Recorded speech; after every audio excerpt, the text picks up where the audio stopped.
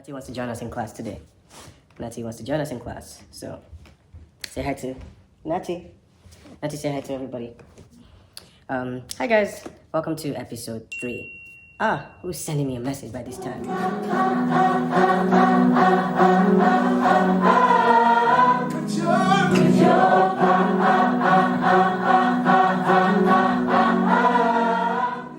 Hey guys, I'm back. Well, all the distractions are out, so let's cut to the chase. Now, in the previous episode, we talked about what? Let me see if you guys are or have been paying attention. If your answer was sticking to notes or being able to sing on key, then you're correct. Now, in this episode, we're going to be talking about rhythm. And this is one of the most crucial parts of music. A lot of people just jump in, and like I said in the previous episode, you would learn different things like tone, vocal range, but when you tell them to stick to rhythm or sing on key, it's a struggle. So in today's class, we're going to be talking about rhythm. Now, I'll give you a song as an example. You know you love me. You know you care. Just shout whenever. That sounds weird, right? Now, let's go to the original song. You know you love me. You know you care. Just shout whenever, and I'll be there. You want my heart. For those of you that know Justin Bieber, that's one of his most famous songs. And now, the reason why you were able to understand that the first one didn't sound like it, even though you heard the lyrics of the song, but you're like, that didn't sound like the song, and you're able to differentiate with the second one where you're like, oh, this sounds like the song now, is because there's a rhythm to it. So for every song to sound beautiful or sound amazing, there has to be rhythm. Now the question is, what is rhythm? Rhythm in music is basically the placement of sounds in time. Every single thing that has to do with beautiful music has to do with keeping to time. So you hear this like 1, 2, 3, 4, 1, 2, 3, 4, 1, 2, 3, 4.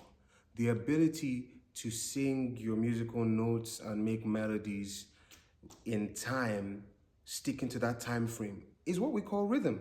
So when we talk about sticking to rhythm, there are a couple of components that come to play. Number one is beat. You'd ask what beat is. Beat basically is the foundation which the rhythm is being played on. And a single beat that repeats at a regular interval is called a pulse. A good example would be the ticking of a clock. You'd see the clock move.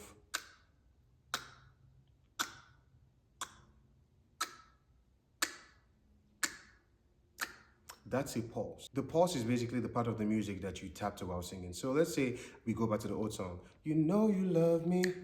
You know you care. You shout whenever, and I'll be there. That's what helps you to stay consistent throughout the song. So the speed of the pulse is basically determined by the tempo.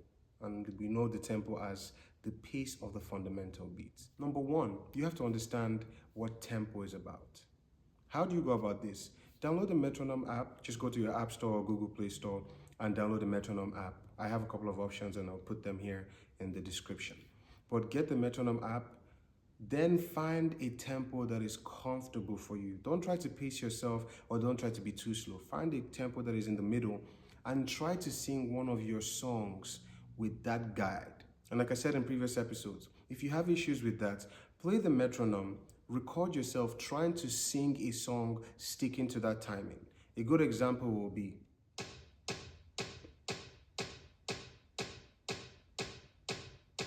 let it sink in first, let it sink in, then 1, 2. You know you love me, you know you care, you shout whenever, and I'll be there. You want my heart, you want my love, and we will never, ever, ever be apart. Now, that's how to be able to stick to timing. And like I said, if you're struggling with this, try what I did and record yourself doing it. And maybe you can even send it to me and I will check if you're sticking to timing. Well, stay tuned for the next episode because we're going to be going much more in depth to how to stick to rhythm. I'm going to be giving you so many examples and songs that you can try out if you're starting out as a singer.